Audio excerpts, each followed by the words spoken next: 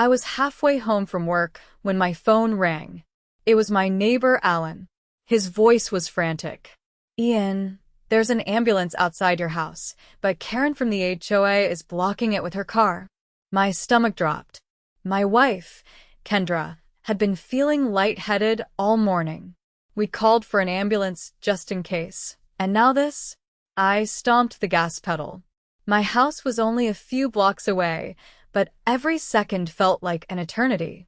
By the time I turned onto my street, I saw the flashing red and blue lights, the ambulance stuck at the entrance to my driveway. And right in front of it was Karren's beige SUV, parked sideways like some sort of barricade.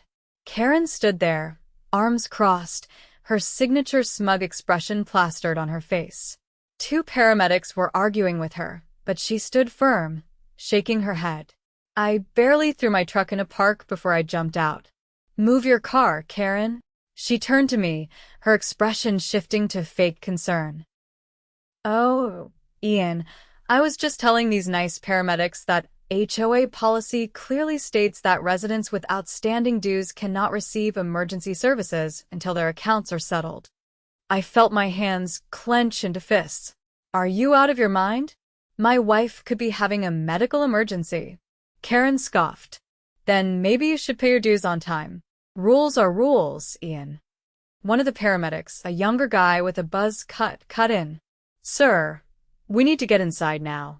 Can you get her to move?" I turned back to Karren, my voice dangerously low. "This is illegal. You are actively obstructing emergency services." Karren didn't even blink. "No, Ian. What's illegal is you living here rent-free while the rest of us follow the rules. You haven't paid your HOA fees in 3 months. We sent multiple notices." The rage boiling inside me was nearly uncontrollable, but I forced myself to take a deep breath. "Karren, I will deal with the HOA later. Right now, I need you to move your car." She pulled out a stack of papers from her purse, flipping through them dramatically. "I have the bylaws right here, Ian. Section 4, subsection B. I didn't have time for this." I turned to the paramedics. "Go through the yard. The back door is open." Karren gasped. "Oh, no. "The HOA does not allow emergency personnel to enter through non-designated entry points." I ignored her. The paramedics were already jogging around the house, and I followed close behind. When we got inside, I found Kendra slumped over on the couch, her face pale. One of the paramedics immediately crouched beside her, checking her vitals. "Her blood pressure's low," he said to his partner. "We need to transport her now." I ran back outside. Karren was still there, standing firm with her arms crossed. "Karren," I said, my voice dangerously calm, "you are going to move your car." "Right now." She smirked. "No." I pulled out my phone and dialed. The moment the call connected, I spoke quickly. "This is Ian Holloway. My wife, Governor Kendra Holloway, is having a medical emergency, and the HOA president is actively blocking emergency services." Karren's expression froze. I locked eyes with her, letting the weight of my words sink in. Her face drained of color. "Wait." Governor Kendra Holloway. The sirens of a police cruiser echoed down the street. I didn't even have to say another word. The police cruiser rolled to a stop in front of my house, its red and blue lights casting sharp flashes across the neighborhood. Karren's bravado crumbled the moment the officer stepped out. Officer Ramirez, a no-nonsense veteran of the force, took one look at the scene and immediately assessed the situation. I pointed directly at Karren. "She's blocking the ambulance. My wife needs medical attention now." Ramirez's gaze snapped to Karren, who suddenly looked like a deer caught in headlights. She opened her mouth, perhaps to spin some excuse, but he wasn't having it. "Move your vehicle. Now." His voice carried the weight of authority, and for the first time, Karren hesitated. "Aye, officer, this is an HOA matter. He hasn't paid his dues." Ramirez cut her off. "This is an emergency services matter. Refusing to move your car is obstruction, which is a criminal offense. If you don't move it in the next 10 seconds, I will have it towed and you will be arrested. Karren's face turned an alarming shade of red as she fumbled for her keys. She scrambled into her SUV, reversing so quickly she nearly clipped her own mailbox. The moment she was out of the way, the paramedics wheeled Kendra out on a stretcher and loaded her into the ambulance. I climbed in beside her, my grip tightening on her hand. Her eyelids fluttered open, and she gave me a weak smile. "Don't worry," she murmured. "I'm okay." I wasn't about to take her word for it. Whatever had caused her to collapse needed to be checked by professionals. As the ambulance sped toward the hospital, I made a silent promise Karren wasn't getting away with this. Hours later, after a battery of tests, the doctors confirmed that Kendra had suffered from severe dehydration and exhaustion. It wasn't life-threatening, but it could have been if medical attention had been delayed any longer. The thought of what might have happened if Karren had succeeded in her ridiculous power play filled me with a slow-burning fury. By the time we got home, word had already spread through the neighborhood. Alan met us at the driveway, his face a mix of relief and outrage. "Everyone's talking about what happened," he said. "People are furious." Karren crossed a line. I wasn't surprised. Most of the residents already disliked the HOA's overreach, but Karren had just given them a reason to actively fight back. I spent the next day gathering evidence. I pulled footage from my security cameras, which had captured everything: Karren blocking the ambulance, her arguing with the paramedics, and even her stunned reaction when I mentioned Kendra's position. I gathered witness statements from Alan and other neighbors who had seen the incident unfold. Then I made my move. That evening, the HOA had an emergency meeting. Karren, no doubt realizing the storm she'd created, called for it in an attempt to control the narrative. I walked into the clubhouse with Kendra at my side. The room was packed. More residents had shown up than I'd ever seen at one of these meetings. Murmurs filled the air as people exchanged hushed conversations. Karren stood at the front, her usual haughty demeanor slightly cracked. She forced a strained smile. "Thank you all for coming," she began. "There's been some confusion over an incident that occurred yesterday, and I want to clarify." I didn't let her finish. I stepped forward, pulling my phone from my pocket. "There's no confusion," I said, my voice carrying across the room. "You blocked an ambulance from reaching my wife. An elected official of the state, no less.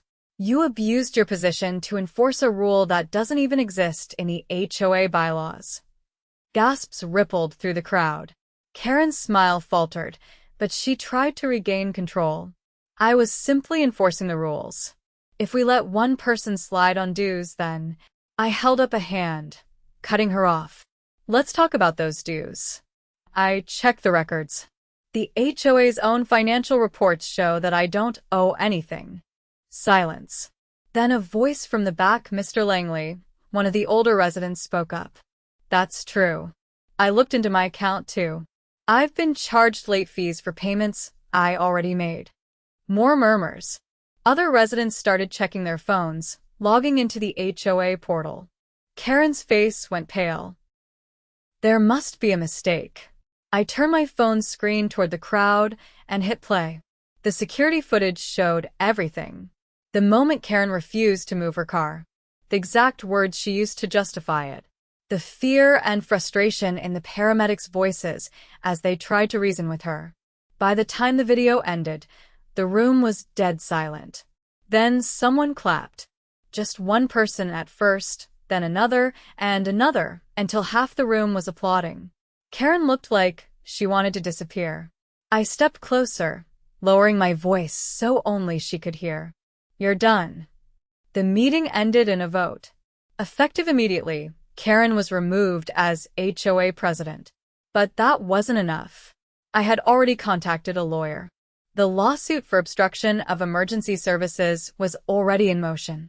As I walked out of the clubhouse with Kendra, she squeezed my hand. "You really took her down." I smiled. She did it to herself. Justice had been served. and the neighborhood would never be under Karren's rule again. The fallout from Karren's removal as HOA president was immediate and chaotic. Residents who had quietly tolerated her overreach for years were now emboldened. People compared notes, poring over their own HOA statements, uncovering discrepancies, and realizing just how deep Karren's manipulation had run. Late fees that didn't add up, fines issued for non-existent violations, and even payments that seemed to vanish into thin air. Alan, ever the neighborhood watchdog, had taken it upon himself to compile a list of grievances. By the time I got to my mailbox the next morning, he was already there, flipping through a stack of printed documents. "You won't believe this," he said, shaking his head. Turns out Karren was pocketing extra fees. She'd charge people random fines, mark them as administrative costs, and then transfer the money into a separate account. That explained the discrepancies. The HOA wasn't just mismanaged, it was corrupt to the core. I took one of the papers from Alan's stack and scanned it. The transactions were subtle, just a few $100s here and there, but over the years, it had to have added up to thousands. "She's in serious trouble," I muttered. Alan let out a dry chuckle. "You think? If people weren't angry before, they definitely are now. There's talk of a full financial audit." That was exactly what needed to happen. It wasn't enough that Karren had been removed, she had to be held accountable. I spent the next few days gathering more evidence. Several neighbors provided bank statements showing payments that had supposedly gone to the HOA but never reflected on their accounts. One resident, an elderly woman named Mrs. Calloway, showed me eviction threats she'd received for supposed unpaid dues that she had proof of paying twice. It was fraud, plain and simple. And Karren had been running the scheme for years. By the time the official HOA audit was announced, the neighborhood was buzzing. Karren, now stripped of any authority, had locked herself in her house, avoiding the growing crowd of furious homeowners. The HOA board, now under interim leadership, had no choice but to comply with the community's demands. A third-party accounting firm was hired, and within days, the extent of Karren's financial misdeeds became undeniable. Over $30,000 had been siphoned into private accounts under the guise of miscellaneous fees. Some of it had been used for personal expenses, vacations, designer handbags, and even a remodeling project on Karren's house. The revelation hit the neighborhood like a thunderclap. Suddenly, the HOA wasn't just an inconvenience, it was a criminal enterprise. It didn't take long for law enforcement to get involved. The day the police arrived to formally arrest Karren, the entire neighborhood was watching.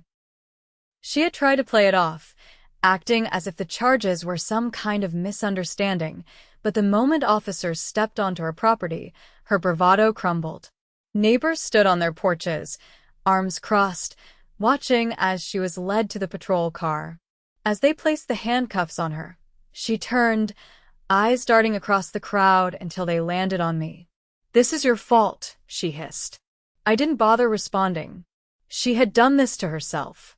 The moment the police car pulled away, Alan exhaled loudly. Well, that was satisfying. The neighborhood erupted into quiet conversations, people shaking their heads in disbelief. With Karren gone, the HOA underwent a massive overhaul. The board was restructured, and a vote was held to determine its future. Many residents wanted to dismantle it entirely, but others argued for reform instead.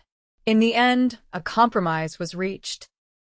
The HOA would remain, but with strict oversight, completely transparent financial records, and a rotating leadership structure to prevent another Karren situation. For the first time in years, the neighborhood felt like a community again. The arbitrary fines stopped. The ridiculous rules were relaxed.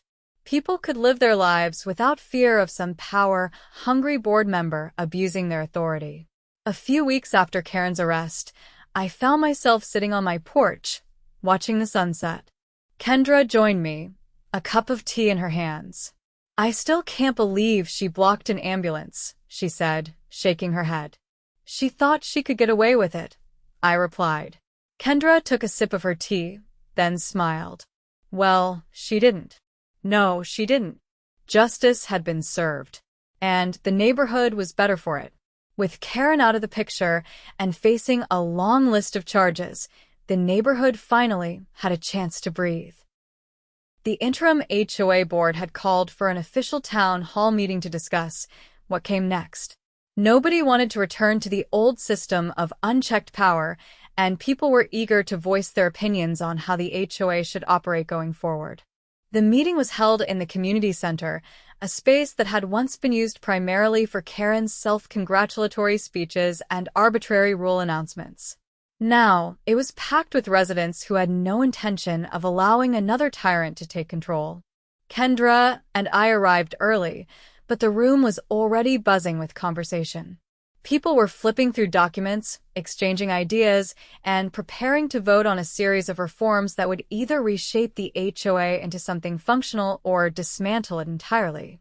Alan was leaning against the back wall, arms folded, a small grin tugging at the corner of his mouth as he observed the crowd.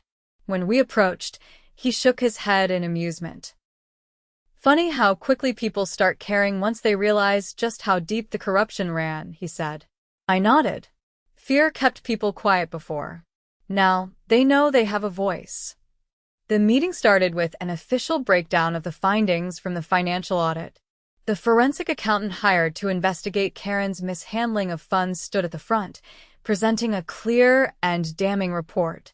She explained how Karren had been skimming money from bogus fines, rerouting payments into a personal account, and manipulating records to create false delinquencies. The total amount stolen was closer to $50,000, far more than the initial estimates. Gasps rippled through the room, followed by a wave of angry murmurs. Some residents shook their heads in disbelief, while others exchanged furious glances. A man in the front row stood up, his jaw clenched. So, what happens now? Do we get our money back? The accountant adjusted her glasses. The case is in the hands of law enforcement. Once the courts process the charges, restitution will be determined. However, I strongly advise the community to push for a civil suit as well. You have clear grounds for legal action. That was all people needed to hear. A murmur of approval spread through the crowd, and several residents immediately began discussing legal options. Karren had stolen from them, and they weren't about to let her get away with it. The next item on the agenda was whether the HOA should even continue to exist. The interim board had proposed drastic changes, including a rotating leadership system, transparent financial disclosures, and a requirement that any rule changes be voted on by the entire community. People debated fiercely. Some argued that the HOA could be reformed into something beneficial, while others insisted it was beyond saving. Kendra listened intently, occasionally jotting down notes. When the discussion reached a standstill, she stood up and addressed the room. I understand the frustration, she said. I've dealt with corrupt systems before, and I know how difficult it can be to trust leadership again after betrayal. But I also know that abandoning structure completely can create new problems. The key isn't to destroy the HOA outright, it's to make sure it can never be abused again. Her words carried weight, and people listened. After more debate, a vote was finally held. The decision was made to restructure rather than dismantle, but with strict oversight measures put in place. With that settled, the final part of the meeting focused on electing new leadership. Several candidates were nominated, including Alan, who looked genuinely surprised when his name was called. He turned to me, shaking his head. I don't know if I actually want the job. I grinned. You're the most vocal critic of the HOA. People trust you. He sighed but didn't object when the votes were cast. By the end of the night, he was officially part of the new board, along with a few other residents who had been strong advocates for change. As the meeting wrapped up, people left with a renewed sense of hope. The neighborhood wasn't perfect, but it was finally moving in the right direction. Later that night, as Kendra and I sat on our porch, she leaned back in her chair, exhaling slowly. You think this will last? She asked. I glanced toward Alan's house, where he was already on the phone, likely discussing next steps with the board. I think as long as people stay involved, it will. She nodded. Good. Because I never want to deal with another Karren again. Neither did I. The neighborhood had taken a stand, and for the first time in years, it truly felt like home.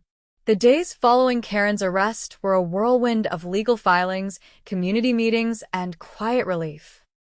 With her gone, the neighborhood felt lighter, as if a storm had finally passed. But while residents celebrated her downfall, I knew the fight wasn't over. Karren had left behind a mess, one that needed to be cleaned up properly. Alan, now reluctantly serving on the HOA board, had taken his new role seriously. He called me over one evening, his dining table covered in paperwork, some of it spread out haphazardly, while others were neatly stacked. It was clear he had been at this for hours. He pointed to a thick binder, flipping it open to a section marked contracts. His expression was grim as he traced a finger down a list of vendors the HOA had been paying for various services: landscaping, security, and maintenance. Most of the names were unfamiliar, but one stood out immediately. A company listed under administrative services had been receiving monthly payments that seemed oddly high for an organization that, as far as I could tell, didn't actually do anything. Alan exhaled sharply, rubbing his temples. He muttered that he had spent the entire day cross-referencing bank records with actual services rendered, and something wasn't adding up. The so-called administrative company had been paid to streamline HOA operations, but there was no evidence of what that meant. No invoices for work, no records of projects completed, just a steady stream of payments. I frowned, realizing what this likely meant. Karren hadn't just been skimming from fines, she had been funneling HOA funds into shell accounts, disguising them as legitimate business expenses. Alan leaned back, crossing his arms. He had already contacted the board's new treasurer, who was equally skeptical about the payments. They had decided to bring in an external financial auditor, someone with no ties to the HOA, to dig deeper. While Alan and the others handled the financial side, I focused on something else: Karren's remaining supporters. Despite overwhelming evidence against her, a handful of residents still insisted that she had been unfairly targeted. Whether it was blind loyalty or sheer denial, they refused to believe she had done anything wrong. A few even claimed that the audit results had been manipulated, that Karren had been framed. One of her most vocal defenders was a man named Richard, a retired businessman who had always been one of Karren's closest allies. He had served as her unofficial enforcer, the type who always seemed to be watching from his porch, ready to report any minor infraction to the HOA. I decided it was time to have a conversation with him. The sun was setting when I walked over to his house, a well-kept property with a perfectly manicured lawn, the kind Karren had always enforced so strictly. He was outside, watering his flower beds, his expression unreadable as I approached. He didn't seem surprised to see me. He set the hose down, wiping his hands on his shirt before crossing his arms. His stance was firm, defiant even, but there was something else, a flicker of uncertainty. I didn't waste time with pleasantries. I told him straight up that the financial audit had revealed more than just mismanagement. Karren had been stealing, and now we had proof that she had set up fraudulent contracts. Richard didn't argue right away. Instead, he looked past me, his jaw tightening. He admitted, begrudgingly, that he had noticed inconsistencies over the years: payments that didn't make sense, sudden increases in HOA fees without explanation. But he had trusted Karren. He had believed she was acting in the best interest of the community. I pushed further, laying out the evidence we had compiled. The fake administrative company, the missing funds, the fabricated late fees. He listened, his expression darkening with each revelation. By the time I finished, the defiance in his posture had faded. He muttered that he had been wrong, that he had ignored the signs because he didn't want to believe Karren was capable of that level of deception. It wasn't a full admission of guilt, but it was enough. I left Richard's house knowing that Karren's last line of defense was crumbling. The next morning, Alan called with an update: the external auditor had uncovered even more fraudulent activity. Karren had been using HOA funds to cover personal legal fees for previous disputes, ones she had kept hidden from the board. That was the final nail in the coffin. By the end of the week, a civil lawsuit was officially filed against her. The neighborhood was demanding full restitution, and with the amount of evidence piling up, it was clear that she wouldn't be able to wriggle her way out of this one. At the next HOA meeting, the mood was different. There was no more fear, no more tension hanging over the room like a dark cloud. Instead, there was a sense of determination, a collective agreement that things would never go back to how they were. The new board outlined a plan to rebuild trust, regular financial disclosures, a strict cap on fines, and a rotating leadership structure to prevent another power grab. It was a fresh start. As the meeting wrapped up, I caught Alan's eye. He looked exhausted but satisfied. We had done what seemed impossible. We had taken down a corrupt system and built something better in its place. Later that night, as I sat on my porch with Kendra, watching the neighborhood finally settle into a new sense of normalcy, I realized that this wasn't just about Karren. It was about standing up to people who thought they could control others through fear and manipulation. And we had won. With Karren's downfall complete and the new HOA reforms in place, the neighborhood finally found a sense of stability. The fear that had lingered under her rule was gone, replaced with a renewed sense of community. People who had once kept to themselves were now more open, more willing to engage with their neighbors instead of living in quiet resentment. Despite the positive changes, there was still unfinished business. The civil lawsuit against Karren was moving quickly, with overwhelming evidence ensuring that she wouldn't escape financial ruin. But there was one last matter that needed to be handled, ensuring she could never manipulate another community again. Alan and I met with the HOA's newly elected leadership to discuss a permanent ban. While she was already facing criminal charges and a civil suit, there was nothing stopping her from trying to return once the dust settled.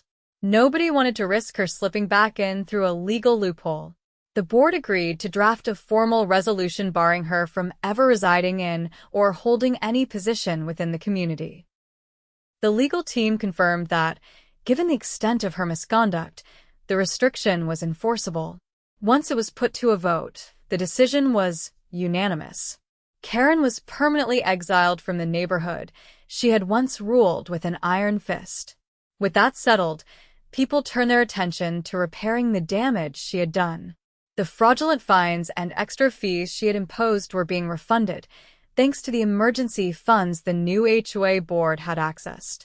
The unnecessary restrictions she had enforced, like the absurd lawn regulations and arbitrary parking rules, were abolished. One by one, the remnants of her reign were erased. A few weeks later, I was working in my garage when Alan stopped by, holding a thick envelope. He handed it over with an amused shake of his head. Inside were copies of official court documents detailing Karren's sentencing. The judge had made an example of her. She had been found guilty of multiple counts of fraud, theft, and obstruction of emergency services. The financial penalties alone were enough to bankrupt her, but the real blow came from the prison sentence. She had been sentenced to 5 years with the possibility of parole after 3, though given the severity of her crimes, most believed she would serve the full term. Alan chuckled as he leaned against the workbench, watching me skim through the documents. He noted that, for the first time in years, people in the neighborhood were actually happy, no longer living under the constant threat of fines or arbitrary punishments. The final piece of the puzzle was ensuring that the HOA never became a tool for another power-hungry individual. The new leadership had implemented a strict oversight process, requiring all major decisions to be approved through a community vote. Financial records were published monthly, ensuring complete transparency. With these safeguards in place, the neighborhood was no longer a place of quiet fear, but of shared responsibility. One evening, Kendra and I took a walk around the neighborhood, something we hadn't done in years. The air felt lighter, the streets more welcoming. Neighbors we had barely interacted with before now waved and greeted us warmly. The tension that had once suffocated the community was gone. Kendra observed how different everything felt, noting that people were actually enjoying their homes instead of just existing in them. She reflected on how easily power could corrupt and how important it was for people to stand up when faced with injustice. As we reached our driveway, a thought crossed my mind. Karren had believed she was untouchable, that she could manipulate, steal, and control without consequence. She had underestimated the power of a united community, and she had paid the price for it. The neighborhood had reclaimed itself, and with Karren behind bars, there was nothing left to fear. Justice had been served.